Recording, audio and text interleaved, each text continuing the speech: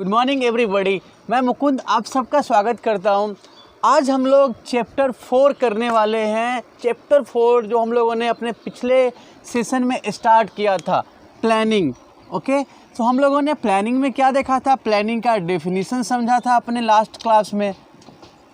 हम लोगों ने प्लानिंग को समझा कि प्लानिंग एक ऐसा एक्शन है जो प्रेजेंट में डिसाइड कर लेते हैं कि फ्यूचर में क्या करना है। यही देखा था ना कि फ्यूचर के एक्शन को प्रेजेंट में डिसाइड करने का काम।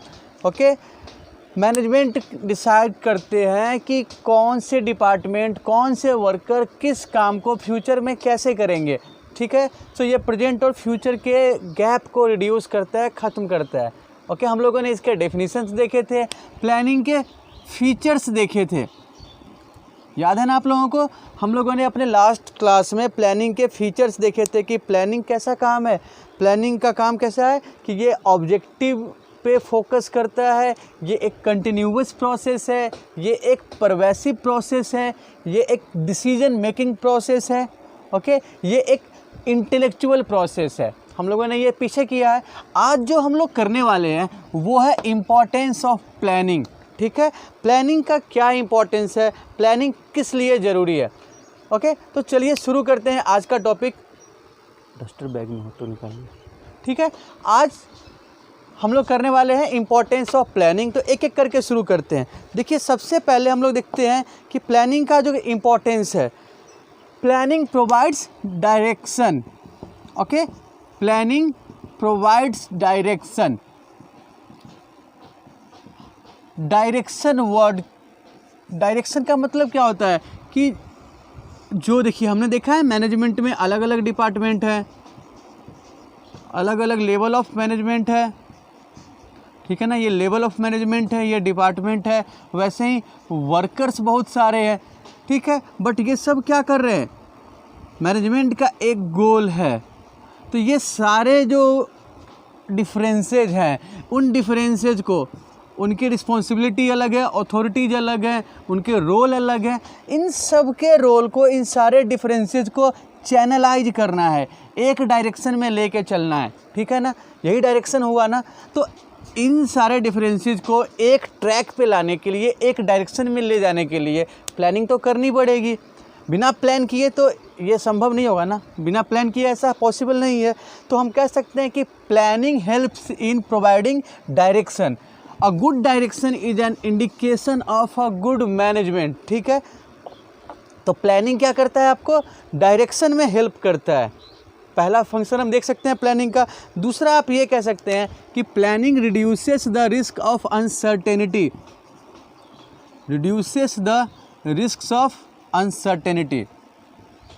देखिए, प्लानिंग में हम लोग क्या करते हैं, प्लानिंग में मैनेजर्स क्या करते हैं, फ्यूचर के सिचुएशन को ध्यान में रख के प्लान करते हैं, एक्शन डिसाइड करते हैं कि क्या करेंगे। तो फ्यूचर तो काफ़ी हद तक अनसर्टेन है।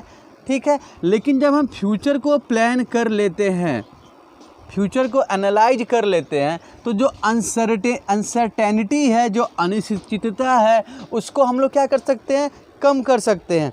सो planning helps the manager to anticipate about the future. Okay, more over it also makes them prepare for possible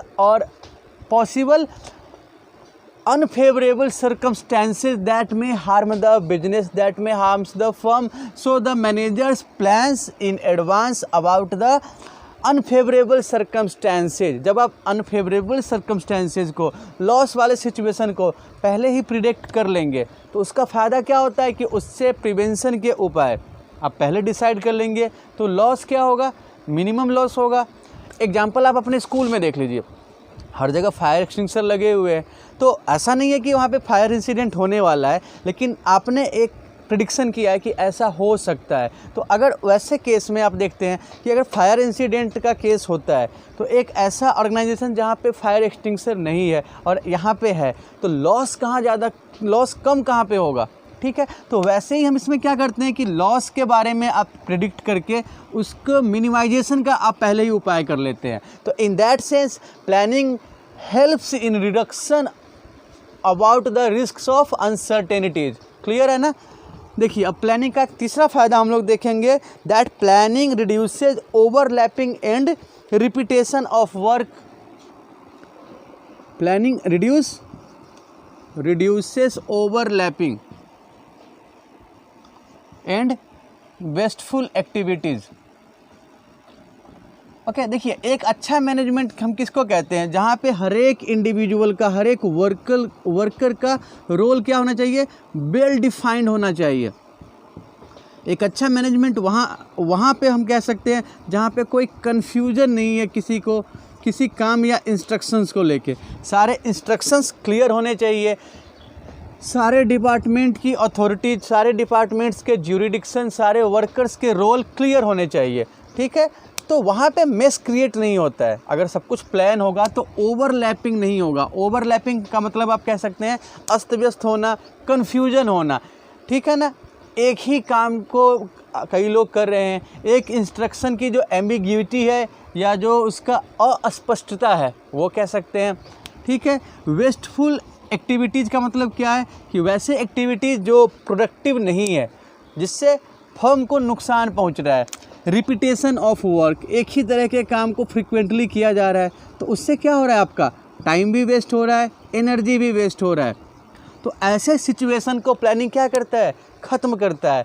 so planning reduces overlapping और वेस्टफुल एक्टिविटीज़।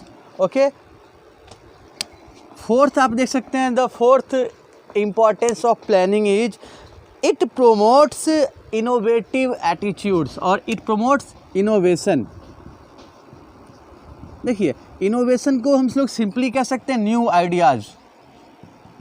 आपको पता है ना कि इतना कट थ्रोट कंपटीशन है, आज का बिजनेस वर्ल्ड काफ़ी ज़्यादा कॉम्पिटिटिव हो चुका है। हर एक फर्म अपने बेस्ट लेवल पे ट्राई करती है कि नए टेक्निक्स लाए, नए टेक्नोलॉजिकल इम्प्रूवमेंट हो, प्रोडक्शन मेथड को इम्प्रूव करे, ठीक है। तो ऐसे केस में मैनेजर की जिम्मेदारी बहुत बढ़ जाती है। जब वो फ्यूचर के लिए प्लान करते हैं, तो फ्यूचर के लिए जब आप प्रेजेंट में प्लान करते हैं तो वहाँ पे आप क्या प्लान करते हैं कि ये जो आपका ऑब्जेक्टिव है उसको बेस्ट वे में पाया जा सके, बेस्ट तरीके से अचीव किया जा सके। बेस्ट तरीका क्या होगा, जब हम कह सकते हैं कि आपका मिनिमम कॉस्ट हो और मैक्स ऑप्टिमम प्रोडक्शन हो, ठीक है। तो ये चीज़ है कि हमारा जो गोल है उसको बेस्ट तरीके से कैसे अचीव किया जा सकता है, उसके लिए ये मैनेजर नए नए आइडियाज़, नए नए रास्ते ढूंढेंगे, ठीक है। तो somewhere planning does help in creating an innovative attitudes among the managers. Okay, so planning helps in innovation. Okay, अभी हम लोगों ने क्या क्या देखा है, प्लानिंग प्रोडक्ट डायरेक्शन प्रोवाइड करता है, प्लानिंग अनसर्टेनिटी को ख़त्म करता है, प्लानिंग हमारे वेस्टफुल एक्टिविटीज़ को कंट्रोल करता है, रिड्यूस करता है, प्लानिंग इनोवेशन में मदद करता है। और उसके साथ साथ देखिए planning facilitates decision making process, ठीक है। तो फैसिलिटेट डिसीजन मेकिंग प्रोसेस, देखिए यहाँ पे क्या हो रहा है, प्लानिंग में डिसीजन ही तो लिया जा रहा है। हम लोगों ने प्लानिंग का फीचर्स देखा है ना पीछे, कि it is a decision making process. Decision making process कहने का मतलब क्या हुआ कि प्लानिंग में फ्यूचर के लिए डिसीजन लिए जा रहे हैं, फ्यूचर का ही डिसीजन लिया जा रहा है ना प्लानिंग में। तो ये जो डिसीजन लिया जा रहा है, प्रेजेंट में डिसीजन लिया जा रहा है फ्यूचर का, तो वहाँ पे क्या करते हैं, एनालाइज करते हैं, स्टडी करते हैं जो प्रेजेंट सिचुएशन है उसका लॉन्ग टर्म में क्या इम्पैक्ट होगा, ठीक है। प्रेडिक्शन करते हैं ये, यहाँ पे क्रिटिकल जजमेंट आप देख सकते हैं मैनेजर्स का, ठीक है। तो ये सारा कुछ करने के बाद देखिए, a well discussed decision is a better decision.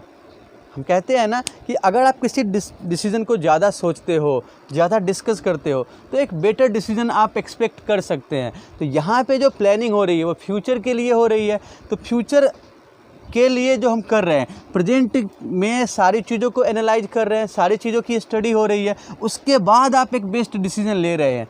तो कहीं ना कहीं प्लानिंग आपको एक अच्छे डिसीजन को लेने में हेल्प कर रहा है, ठीक है। So planning does facilitate in decision making process.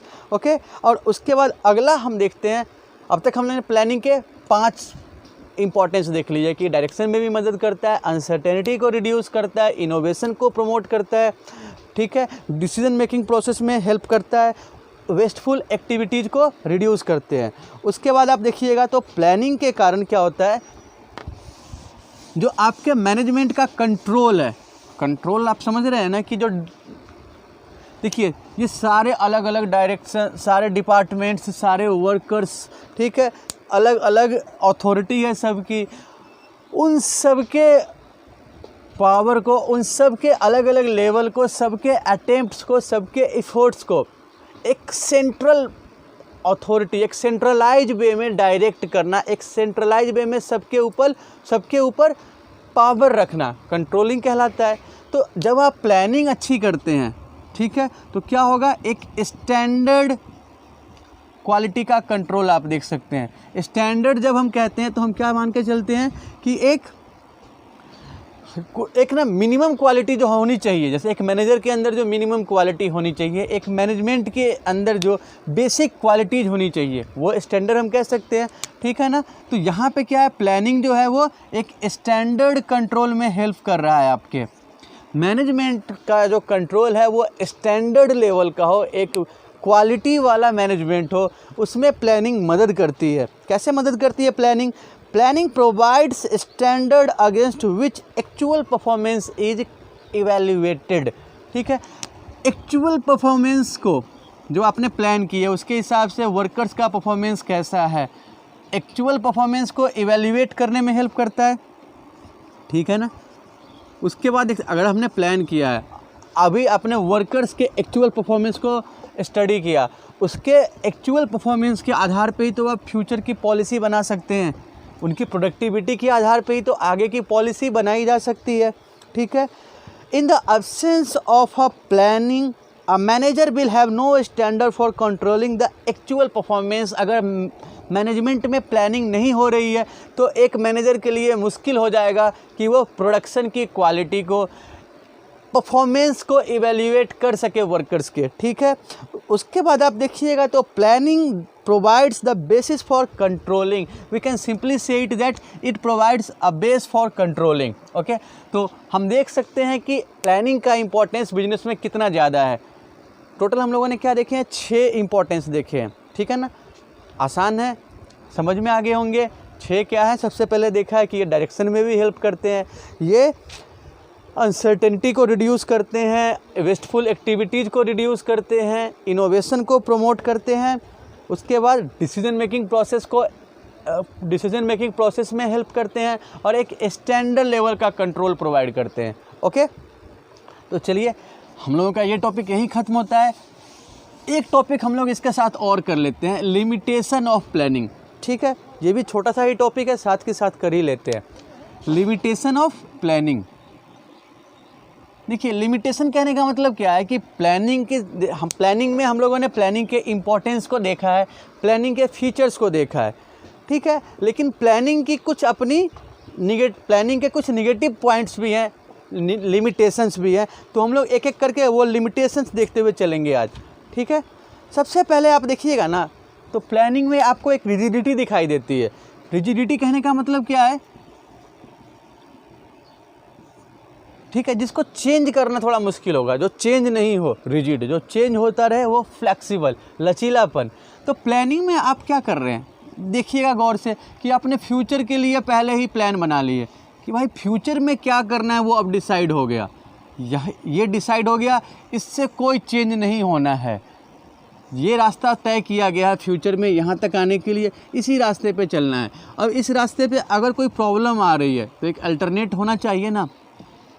बात को समझिएगा कि ऐसा है कि कोई भी आदमी फ्यूचर को एग्जैक्टली तो प्रेडिक्ट नहीं किया जा सकता है ना, future can not be predicted exactly, okay. But planning में तो हम वही काम कर रहे हैं, ठीक है। तो उस केस में जब हमने जैसा प्रेडिक्शन किया है उससे डिफरेंट कोई सिचुएशन होता है तो एडजस्ट करना मुश्किल हो जाता है, क्योंकि यहाँ तो सब कुछ प्लान के हिसाब से बंधा हुआ है, प्लान के हिसाब से सबके रोल डिस्ट्रीब्यूट है, प्लान के हिसाब से सबके एक्शन डिसाइड है। तो उस केस में हम क्या देखते हैं कि प्लानिंग में क्या है, एक रिजिडिटी है, ठीक है। उसके बाद देखिए प्लानिंग में रिजिडिटी समझ में आ रही है। दूसरा क्या है ना कि वही चीज़ को हम ऐसे कह सकते हैं कि ये एक, देखिए बिजनेस वर्ल्ड जो है आपका, बिजनेस क्या है, एक डायनेमिक कॉन्सेप्ट है ना। डायनेमिक कॉन्सेप्ट कहने का मतलब क्या है कि ये बहुत तेज़ी से बदलता रहता है। बिजनेस का जो इन्वायरमेंट हम लोगों ने पीछे पढ़ा है तो देखा है ना कि इतने सारे एक्सटर्नल फोर्स है जिसके ऊपर बिजनेस का कोई कंट्रोल नहीं है। ये सारे फोर्स बिजनेस के कंट्रोल से बाहर है, लेकिन बिजनेस के ऊपर कंप्लीट प्रभाव डालते हैं, बिजनेस को कंप्लीटली इन्फ्लुएंस करते हैं। ठीक है, बात समझ में आ रही है। उसमें क्या है कि अब सिचुएशन तो सारे चेंज होते रहते हैं, डायनेमिक है, लेकिन यहाँ जो प्लान कर रहे हैं उसमें क्या आपको दिखाई दे रहा है कि रिजिडिटी दिखाई दे रही है। ठीक है, तो आपका जो बिजनेस है वो डायनेमिक कॉन्सेप्ट है और प्लानिंग क्या है, कहीं ना कहीं रिजिडिटी को लिए हुए है, तो दोनों में एडजस्ट करना थोड़ा मुश्किल हो जाएगा। ठीक है, उसके बाद आप देखिए तो प्लानिंग में क्या है ना, इस जो प्लानिंग के अपोज करने वाले जो थिंकर्स हैं वो, उनका ये मानना है कि प्लानिंग ना एक बेकार का काम है, रिड्यूसेस क्रिएटिविटी। क्रिएटिविटी मीन्स क्या है, क्रिएटिविटी का मतलब हो गया कि कुछ नए आइडियाज़, नए सिचुएशन में नए आइडियाज़, नई डिसीजन मेकिंग कैपेसिटी, एक ये चीज़। ठीक है ना, इसको हिंदी में हम क्या कहते हैं, सृजनात्मक या नई सोच। ठीक है, तो जैसे मान लीजिए कि कई बार क्या होता है ना, आप देखते हैं कि आपको कुछ चीज़ें नहीं पता होती है, आप धीरे धीरे करते जाते हैं, प्रॉब्लम आती है और ज़्यादा सीखते हैं। एक नेचुरल तरीका वो होता है ना। ठीक है, जैसे आप फ़ोन की ही बात करते हैं, एंड्रॉयड फ़ोन की बात करते हैं या कोई नया सॉफ्टवेयर आप यूज कर रहे हैं, तो स्टार्टिंग में आपको प्रॉब्लम होती है, धीरे धीरे जैसे आप उसके यूज करते जाते हैं आप उतने ज़्यादा एफिशिएंट होते जाते हैं। ठीक है, तो आप ना, और जब आप खुद से करते हैं तो नए नए आइडियाज़ आपके आते हैं, क्रिएटिविटी बढ़ती है। लेकिन यहाँ पे क्या, प्लानिंग में आपको खुद से कुछ नहीं करना है, वर्कर्स को जो डिसाइड कर दिया गया है वर्कर्स उसी को करेंगे। ठीक है ना, वर्कर्स उसी को करेंगे। They are not allowed to think differently. Workers अलग से नहीं सोच सकते हैं, उनको जो मैनेजर ने जो डिसाइड कर दिया है वही करेंगे। तो इस केस में आप देख सकते हैं मैनेजर ने भी क्या किया है, पहले से ही डिसाइड कर लिया है कि यही काम करना है, उससे वो डेविएट नहीं होंगे। तो वहाँ देख सकते हैं आपकी प्लानिंग के अंदर आपको क्रिएटिविटी की कमी दिखाई दे रही है। देखिए प्लानिंग को जो सपोर्ट करने वाले हैं वो इसी चीज़ को कहेंगे कि प्लानिंग तो एक क्रिएटिव वर्क है, क्योंकि जो सिचुएशन है ही नहीं उसके बारे में आप सोच रहे हैं, उसके बारे में जो प्रॉब्लम है ही नहीं उसका भी सॉल्यूशन निकाल लिए, तो एक क्रिएटिव वर्क है। तो ये चीज़ें देखिए एक सिक्के के दो पहलू जैसा है। अगर हम इसी की तारीफ़ में कहेंगे तो प्लानिंग बहुत क्रिएटिव वर्क है। ठीक है, अगर इसी की बुराई करेंगे तो प्लानिंग तो क्रिएटिविटी को ख़त्म कर देता है, क्योंकि जो प्रॉब्लम है ही नहीं उसके बारे में डिस्कस करके क्या फ़ायदा। ठीक है, तो हम अभी फ़िलहाल लिमिटेशन को फोकस कर रहे हैं, इसलिए हम इस पॉइंट को लेके चलेंगे कि प्लानिंग क्या कर रहा है, क्रिएटिविटी को रिड्यूस कर रहा है। अगर हम लोग वही प्लानिंग के इंपॉर्टेंस में जाएंगे तो कह देंगे कि प्लानिंग एक क्रिएटिव वर्क है। ठीक है, अब आप देखिए कि प्लानिंग जो है वो क्रिएटिविटी को रिड्यूस कर रहा है, साथ के साथ देखिए प्लानिंग का जो फंक्शन है, प्लानिंग का जो प्रोसेस है ये कॉस्टली प्रोसेस है। आप फ्यूचर के लिए डिसीजन ले रहे हैं, उसके लिए आपने स्टडी किया, एनालाइज किया, मैनेजर काफ़ी सोचते हैं, उसके ऊपर टाइम देते हैं, तो आपका कॉस्ट तो यहाँ पे आ ही रहा है ना, कॉस्टली प्रोसेस है। ठीक है, उसके बाद आप देखिएगा तो प्लानिंग क्या है, एक टाइम कंज्यूमिंग प्रोसेस है। बात वही है ना कि इसमें जो हम लोग टाइम दे रहे हैं, हमारे मैनेजर्स इस पर काफ़ी, ऐसे तो होता नहीं कि वो कुछ भी प्लान कर लेंगे, डिसीजन ले लेंगे। प्लानिंग एक टाइम टेकिंग प्रोसेस है। डिसीजन लेने की बात कर रहे हैं आप, फ्यूचर में एक इम्पॉर्टेंट डिसीजन लेना है, आपको गोल अचीव करना है, तो ऐसे लाइटली तो इसको लिया नहीं जा सकता है। ठीक है, तो यहाँ इतना ज़्यादा टाइम टेकिंग मतलब टाइम दिया जाता है, मैनेजर्स की मीटिंग्स होती है, वो अपने इंडिविजुअल लेवल से सारे सिचुएशन को एनालाइज करते हैं।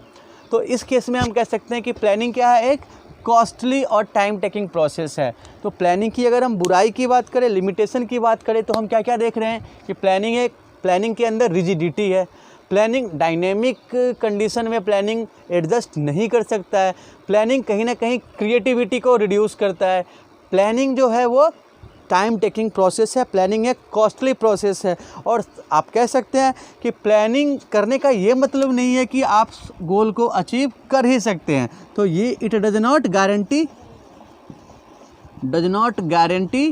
सक्सेस और achievement, does not guarantee achievement of goals. देखिए, एक मैनेजर तो बस फ्यूचर के लिए प्लान कर सकते हैं ना कि गोल को कैसे अचीव करना है, पर कुछ भी प्लान करना गारंटी तो नहीं दे सकता है। अगर आप ना एग्जीक्यूशन भी बहुत अच्छे तरीके से किए हैं, फिर भी हमने क्या देखा है कि बिजनेस इन्वायरमेंट में ऐसे फोर्सेज भी हैं, एक्सटर्नल फोर्सेज भी हैं जिसके ऊपर हम लोगों का कंट्रोल नहीं होता है। तो एक अच्छी प्लानिंग भी इस चीज़ की गारंटी नहीं दे सकती है कि ये गोल अचीव किया जाएगा। हाँ, ये बात बिल्कुल सही है कि एक अच्छी प्लानिंग एक गोल को अचीव करने में हेल्पफुल होते हैं, बट वो गारंटी बिल्कुल नहीं होते हैं। तो ये हम देख सकते हैं प्लानिंग की लिमिटेशन। तो आज हम लोग ना इसी 2 टॉपिक को डील करते हैं। मैं उम्मीद करता हूँ कि ये 2 काफ़ी आसान टॉपिक है और इसमें ज़्यादा प्रॉब्लम आपको नहीं होगी। अगर फिर भी कोई प्रॉब्लम आती है तो आप लोग प्लीज़ इंटरेक्टिव सेशन में अपने डाउट्स ज़रूर शेयर कीजिएगा। Okay, thank you, have a nice day.